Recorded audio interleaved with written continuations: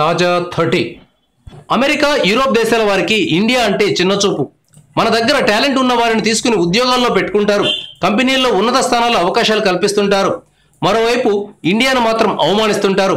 Snapchat CEO Ivan స్పైగల్ మన దేశం మీద నోరు పారేసుకున్నాడు. స్నాప్చాట్ అనేది ఆకాశం నుంచి ఊడిపడిందని, ఇది కేవలం ధనికుల కోసం మాత్రమేనని ఈయన గారు చెప్పుకొచ్చారు. ఇండియా, స్పెయిన్ లాంటి పేద దేశాల కోసం స్నాప్చాట్ను రూపొందించలేదని వ్యాఖ్యానించారు. అయినా మన దేశంలో ఎక్కువ శాతం మంది వాట్సాప్ వాడుతుంటారు. ఈ స్నాప్చాట్ గురించి తెలిసిన వారు చాలా తక్కువ మంది ఉంటారు. అయినప్పటికీ ఒక దేశాన్ని తక్కువ చేసే మాటలు మాట్లాడటం అర్థరహితం. స్పైగల్ వ్యాఖ్యలపై భారతీయులు తీవ్ర ఆగ్రహం వ్యక్తం చేస్తున్నారు.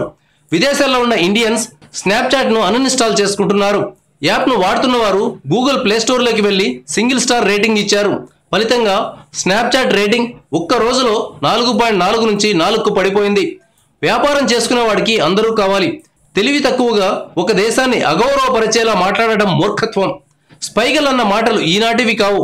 2 ఏళ్ల కిందట ఆయన ఈ వ్యాఖ్యలు చేశారు. ఇప్పుడు అనూహ్యంగా బయటపడ్డాయి. ఇప్పుడు ప్రతి చోట కెమెరాలు ఉంటున్నాయి.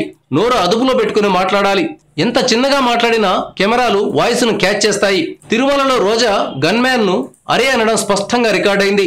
ఇప్పుడు స్పైగల్ అన్న మాటలు బయటకు రావడంతో సీఈఓలు, కంపెనీల్లో పనిచేసే ఇతర ఉన్నతాధికారులు ప్రతి మాట ఆచి తూచి మాట్లాడతారని చెప్పవచ్చు.